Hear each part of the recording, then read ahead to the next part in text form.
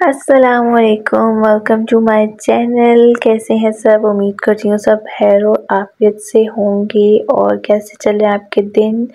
और हमारे तो दिन का आगाज़ हो चुका है नाश्ते के साथ। नाश्ता मैं रेडी कर रही थी, जो कि आज नाश्ते में सालन नहीं था तो मुझे कबाब फ्राई करना पड़ा फातिमा के लिए, लेकिन उसने फिर भी वो नहीं खाया। उसने चाय के साथ पराठा खाना ज़्यादा बेहतर समझा। तो जी, नाश्ता हमारा हो चुका था, काम मैंने स्टार्ट कर दिया था। तो आज मैंने एक बात अपने आप से एक वादा किया है कि नेगेटिविटी बहुत हो गई है, आसपास बहुत नेगेटिविटी नज़र आती है, तो हम उसमें पॉजिटिविटी को ढूंढने की कोशिश करेंगे और सब नेगेटिव बातों को भुला के पॉजिटिव बातें करेंगे। मेरी पूरी कोशिश होगी कि मैं हर नेगेटिविटी के पीछे किसी पॉजिटिव चीज़ को ढूंढूं और मैं लोगों से अपना दिल बुरा ना करूं और उनकी पॉजिटिव बातों को याद करके उनके साथ पॉजिटिव रहूं और दिल से उनके साथ मैं मतलब जेन्युइन रहूं। एनीवेज़, काम शाम मेरा स्टार्ट हो चुका था। अब कारपेट डल चुकी है तो कारपेट ज़रा साफ़ करना मुश्किल होता है, लेकिन बच्चों को ये बात कौन समझाए, बच्चे तो बहुत ज़्यादा गंद डालते हैं। तो ये एक तो हमारी जो ये सेम का मसला हुआ है, उसकी वजह से बहुत ज़्यादा चूना गिर रहा होता है, तो उसकी वजह से मुझे वैक्यूम करना पड़ता है। और आजकल यूनिट्स इतने महंगे हैं कि वैक्यूम करते हुए भी डर लगता है कि डेली ना ही करूँ। तो खैर, आज मैंने कहा कि आज थोड़ी कारपेट का गुजारा था, तो मैंने कहा कि आज वैक्यूम नहीं करती, ब्रश ही कर लेती हूँ। तो यहाँ मैं ब्रश कर रही थी, तो आज इरादा था घर में छोटे से ख़त्म करने का, ख़त्म दिलाने का, जो ख़त्म पड़ते हैं, लेकिन अनफॉर्चुनेटली नहीं कर सकी कि शाफ़ थोड़ा सा डाउन था।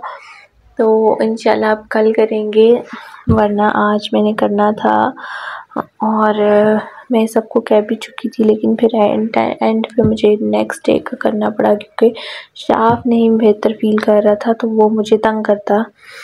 और यही छोटा सा मैंने सोचा हुआ था कि करेंगे, और हाई टी टाइप ही साथ कर लूँगी, खाना नहीं, जैसे टी टाइम पे ही बुला के आंटी वगैरह को और एक दो और आंटियों को बुला के तो कुछ पढ़ लेंगे। और लेकिन खैर, जो अल्लाह को मंजूर होता है वही होता है। तो अब इंशाल्लाह कल मैं करूँगी। तो यहाँ पे मैं ज़रा सफाइयाँ ज़ोरों शोरों से कर रही हूँ, क्योंकि बच्चों ने अच्छा खासा गंद डाला है। इन्होंने वो खाया हुआ था, वो जो पान मसाला टाइप होता है, वो मेवा जो 5-5 रुपए के साशे मिलते हैं, हम तुम टाइप का, वो खाते कम है और गिराते ज़्यादा हैं ये लोग, तो उसको भी इकट्ठा करना ज़रा मुश्किल था। यहाँ पे मेरा ब्रश बेचारा भी लुढ़क गया था। खैर, ये तो डेली की बातें चलती रहती हैं। तो आज आप लोगों से पॉजिटिव बातें शेयर करती हूँ। पॉजिटिव बात ये भी है कि मुझे एक बहुत अच्छी फैमिली मिली है ससुराल के रूप में। ये दिल से मैं बात कह रही हूँ, ये नहीं कि मुझे उनकी कोई नेगेटिविटी नज़र आई है तो मैं पॉजिटिव करना चाह रही हूँ, नहीं, ये एक सीरियस वाली positive, all the time positive बात है कि वो लोग बहुत सपोर्टिव हैं। और ज़ाहिर है ये मुझे मेरे हस्बैंड की वजह से मिली है, और मैंने उनको चूज़ किया तो मुझे ये फैमिली मिली। और क्योंकि मेरी मदर इन लॉ की डेथ हो चुकी है, स्टेप मदर इन लॉ है, उनका तो इतना मसला नहीं होता कि वो कुछ कहे ना कहे, इतना मैटर नहीं करता। लेकिन उसके बाद एक जो बहुत सख्त रिश्ता आता है नंद का, तो मुझे अल्हम्दुलिल्लाह वो रिश्ता भी बहुत अच्छा मिला। उन्होंने मुझे इतना ज़्यादा स्पेस दिया एडजस्ट होने के लिए, और इतना ज़्यादा उन्होंने मुझे सपोर्ट किया हर चीज़ में। और मतलब वो हमेशा मेरे लिए ऐसे अवेलेबल थी जैसे एक सगी बहन होती है। तो थैंक्स टू हर कि वो हमेशा मेरे हर अच्छे बुरे वक्त में मेरे साथ थी, मुझे गाइड किया। और थैंक यू सो मच अगर आप देख रही हैं और आप सुन रही हैं। और सेकंड भाई, मेरे हस्बैंड के भाई जो है, उन्होंने भी हमेशा हमें हर जगह पे बहुत ज़्यादा सपोर्ट किया। Thanks a lot. पापा के लिए भी थैंक यू सो मच। पापा तो नहीं देख रहे होंगे लेकिन फिर भी थैंक यू सो मच। उन्होंने हमेशा मुझे अपनी सगी बेटी की तरह ट्रीट किया। और मुझे पता है मैं बहुत सारी मिस्टेक्स भी करती हूँ, लेकिन वो लोग मुझे हमेशा हमेशा हमेशा मतलब सपोर्ट ही करते हैं। ये नहीं कि जैसे टिपिकल फैमिलीज़ होती हैं, बहू की छोटी सी बात पकड़ के खींचना स्टार्ट कर देना, ऐसा नहीं करते। माशाल्लाह, अल्लाह कभी नज़र ना लगाए। माशाल्लाह माशाल्लाह माशाल्लाह, बहुत अच्छी फैमिली मुझे मिली है। और मैं कहती हूँ कि अगर ऐसे ससुराल वाले सपोर्टिव हो जाए तो माँ बाप को अपनी बेटियों के नसीबों से कभी डर ना लगे। और मतलब ये कि लड़कियाँ भी कंफर्टेबल हों। खैर एनीवेज, ये सब नसीबों की बात है। पर समझने की बात ये है कि अगर एक सास जो है वो चाहती है कि मेरी बेटी खुश रहे, तो वो क्यों नहीं चाहती कि उसकी बहू भी खुश रहे। मतलब ये दोनों तरफा होता है ना, दोनों तरफ से होता है। तो ये समझने की ज़रूरत है। हाँ, मैं मानती हूँ कहीं पे बहुओं की भी गलतियाँ होती हैं, लेकिन अगर आप उनको उस तरह से नज़रअंदाज करें जैसे आप अपनी बेटियों की करते हैं, और उस तरह से पर्दा डालें जैसे आप अपनी बेटियों की गलतियों पर पर्दा डालते हैं, तो यकीनन आपका घर जन्नत बन जाएगा। और मेरे घर में ऐसे ही होता है। मैं कई दफ़ा बहुत बड़े ब्लंडर करती हूँ, लेकिन मेरे ससुराल वाले उसको इस तरह से कवर करते हैं कि मतलब किसी को खबर भी नहीं होने देते, या फिर मतलब जैसे बात को बना देना, कवर कर लेना, इस तरह से करते हैं। तो मुझे बहुत अच्छा लगता है और खुशी होती है, प्राउड फील करती हूँ कि मुझे कोई सपोर्ट करने वाला है बहुत ज़्यादा, और साथ देने वाला है कि मैं इतना अच्छा सरवाइव कर सकी ये 5 साल। Thank you so much everyone. और सबसे ज़्यादा थैंक्स टू माय हस्बैंड, बहुत caring, loving husband and father, brother too, and also a good son. But मैं ज़्यादा कोई तारीफ़ नहीं करूँगी, लेकिन सिर्फ इतना कहना चाहूँगी कि मैं जब अपनी बेटी के लिए एक अच्छे शौहर की दुआ करती हूँ, तो मैं कहती हूँ कि मेरे शौहर जैसा ही उसको शौहर मिले। बाकी तो सब नसीबों की बात है। अल्लाह सब बेटियों के नसीब अच्छे करे और सब ससुराल वालों के दिल बड़े करे। आमीन सुम्मा आमीन। मुझसे बोला नहीं जा रहा, रो रहा इमोशनल हो गई।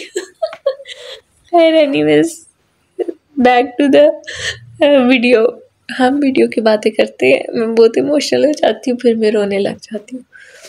खैर, तो यहाँ पे खाना मैं बना रही थी, खाना मैं चिकन लेके आई थी, वो मैं बना रही थी। तो बच्चे सो चुके थे मेरे ख़्याल से, मैंने तो वीडियो की तरफ ध्यान ही नहीं दिया। एनीवेज, बच्चे सो चुके थे, मैं चिकन बना रही थी, तो आधा किलो चिकन लेके आई थी। उसमें मैंने कुछ आलू डाले, क्योंकि मेरा यही होता है कि अब जब मैं लाई हूँ तो वो नेक्स्ट डे के दिन तक चल जाए, क्योंकि अक्सर दिन में नहीं जाया जाता, तो फिर मेरा पकाने का या खाने का मसला हो जाता है।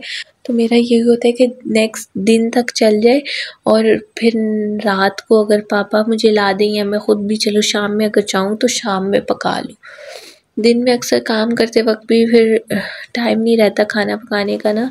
अब दिन भी छोटे हैं, तो हम सुबह वैसे भी 9-10 तक उठते हैं, नाश्ता करते 11-12, फिर वही 1-2, और फिर 2-3 बजे शाम को नींद आने लग जाती है। तो अक्सर दिन को खाना पकाने का वक्त नहीं रहता, और इस वजह से मैं खाने से ही वो कर लेती हूँ कि चलो नहीं खाती, कुछ हल्का फुल्का खा लेती हूँ, जिसकी वजह से वीकनेस हो जाती है बहुत ज़्यादा। तो फिर अब मैं ना कोशिश ये करती हूँ कि मैं इतना पका लूँ कि नेक्स्ट डे के दिन तक चल जाए, ताकि शाम को फिर हम जाके ले आएँ जो भी पकाना है, या पापा जो भी मतलब ला देना। तो इसलिए मैंने इसमें आलू ऐड कर लिए थे। तो जब मैंने ये खाना बना लिया था, उसके बाद पापा आए थे, तो पापा का ये था कि ना तुम पंजे बना लो ना, पंजे लेके आए थे वो। तो फिर अब मैंने खाना तो बना लिया था, तो फिर मुझे पंजे पापा ने क्योंकि कहा था, तो फिर मुझे पंजे भी बनाने पड़े। फिर मैंने ये खाना बनाया, और उसके बाद मैंने शाफ को सुलाया, और फिर मैंने जो है कि उसको सुला के, तो शुक्र है जितनी देर वो सोया रहा तो मैंने पंजे वगैरह साफ़ कर लिए और उसके बाद वो उठा था। फिर उसको थोड़ा सा रिलैक्स करके ना, उसने नीनी लगाई हुई थी, रिलैक्स किया तो फिर मैंने 7 पंजे भी रख दिए क्योंकि आंटी वगैरह ने यहीं आना था खाना खाने के लिए। मैंने कहा था कि फिर ठीक है आप लोग यहीं आ जाना, अब क्या हम पंजे उठा कर उधर जाएंगे, तो आप लोग यहीं आ जाना, हम यहाँ ही इकट्ठे खा लेंगे। तो पापा की आज तबीयत भी नहीं ठीक थी, उनका बीपी भी थोड़ा नहीं काफ़ी सारा हाई था, उनके बीपी हाई का इशू है, तो उन्होंने गोली नहीं खाई थी, उनको याद नहीं रहा था कल उन्होंने गोली नहीं खाई थी, तो उनकी काफ़ी ज़्यादा आज भी तबीयत नहीं ठीक थी। तो हम वही उनको कहते रहते हैं कि आप डॉक्टर के जाएं, तो ज़रा डॉक्टर के जाने से गुरेज ही करते हैं वो।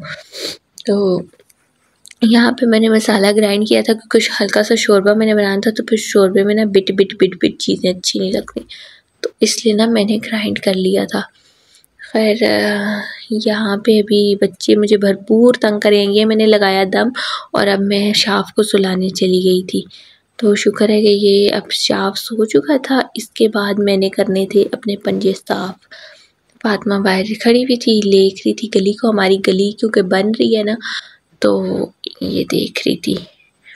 तो जी यहाँ पे ये मुझे कुछ फरमा रही हैं कि पता नहीं क्या करना है मैंने। तो अब ये देखिए सालन मेरा रेडी था, जितनी देर मैंने शाफ को सुलाया, पंजे ये पड़े हुए हैं, इसको मुझे साफ़ करना है, गर्म पानी मैंने रख दिया था। तो उतनी देर मैंने रोटी बनाई, मैंने कहा मैं और फातिमा खाना खा लें थोड़ा सा, क्योंकि भूख लग रही थी, 3 बज रहे थे मेरे ख्याल से। तो वो खाना हमने खाया जितनी देर, फिर उतनी देर मैंने पंजे साफ़ किए, तब तक शाफ भी उठ चुका था। पंजे साफ़ किए, फटाफट मैंने खाना शाना बनाया क्योंकि उन लोगों ने भी आना था। कब ठंड हो गई है तो 7 साढ़े 7 तक खाना हम लोग रात का खा लेते हैं, पापा भी खा लेते हैं। साथ मैंने आटा भी गूंदा, जितनी देर पंजों को मैंने ना पानी डाल के वो रखा ना गलने के लिए, उतनी देर मैंने कहा चलो आटा गूंद लेती हूँ।